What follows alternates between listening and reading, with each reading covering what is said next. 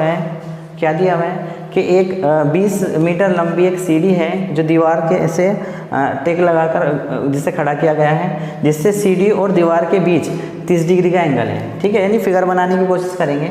यहाँ पे एक दीवार है और दीवार से एक सीढ़ी सटाकर खड़ी की गई है। ठीक है, ये उसने कहा है ये जो सीढ़ी की लंबाई है कितनी है, 20 मीटर। कितनी है, 20 मीटर।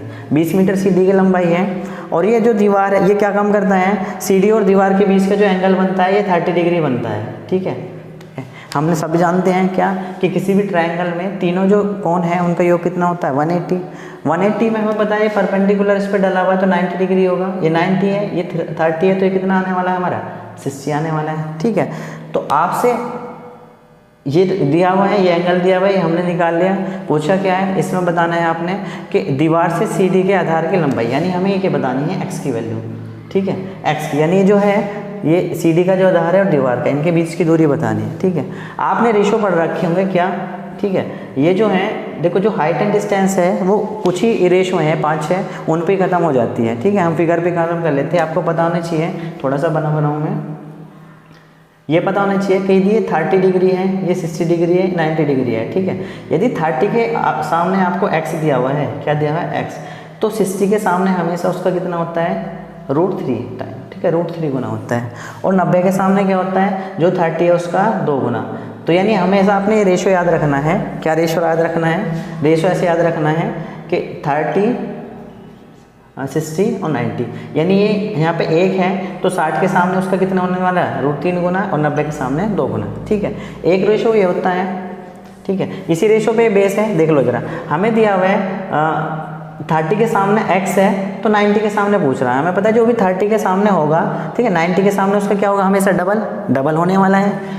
तो यहाँ पे इसका मतलब ये डबल होके आया, तो यानी x की वैल्यू कितनी आने वाली है यहाँ पे, 10। तो इसका आंसर क्या आने वाला है, 10। सपोज करो हमसे यहाँ पूछ लेता कि उस दीवार की ऊंचाई बताओ, दीवार कितनी ऊंची है।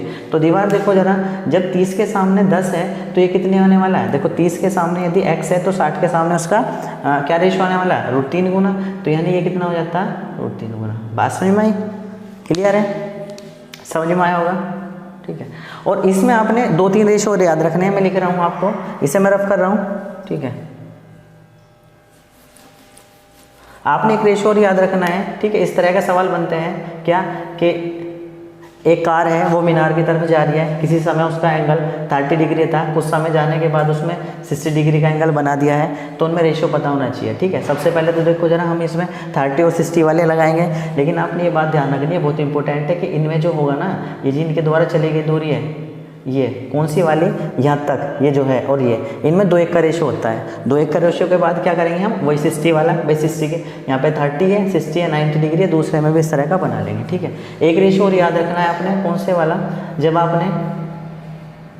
जब आपने ये 45 दिया हो, ये भी 45 दिया हो, और ये 90 डिग्री दिया हो। ठीक है, इसका मतलब ये दोनों एंगल है, और हमें थ्योरम पढ़ी हुई है कि जो एंगल है उनके सामने वाली साइड भी क्या होती है, इक्वल ही होती है। मतलब इक्वल एंगल के सामने वाली साइड इक्वल होती है। x है तो ये कितना हो जाएगा, x√2। बात समझ में आई। ठीक है, एक आप याद रख सकते हैं, क्या रख सकते हैं कि आपको यदि, यानी ये 120 दिया हुआ है, ये 30 दिया हुआ है, ये 30 दिया हुआ है। ठीक है, यानी जो 30 है उसके सामने यदि x है तो 120 के सामने x√3 साइड होती है ना, ये वाला। और एक रेशो और याद रख सकते हैं आप, कौन सा, कि ये वाला, यहाँ पे यदि ये वाला जो रेशो है, ये वाला जो आपका रेशो है, ये चेंज हो जाए कब, यदि यहाँ पे आपको सपोज करो 45 और 60 रख दें, तो इसमें क्या रेशो होने वाला है, यहाँ होने वाला है √3 - 1। ठीक है, यहाँ तक, और इसके बाद जो रेशो है 1। ठीक है, यानी इनमें क्या होने वाला है, इनमें ये जो है, कहने का मतलब है A B C D में नाम दूँ तो AB रेशो BC वो होने वाला है √3 - 1 × 1 का, और यहाँ पे क्या होने वाला है PQRS में नाम दूँ तो यानी PQ रेशो QR बराबर कितना होना है, 2:1 का। ठीक है,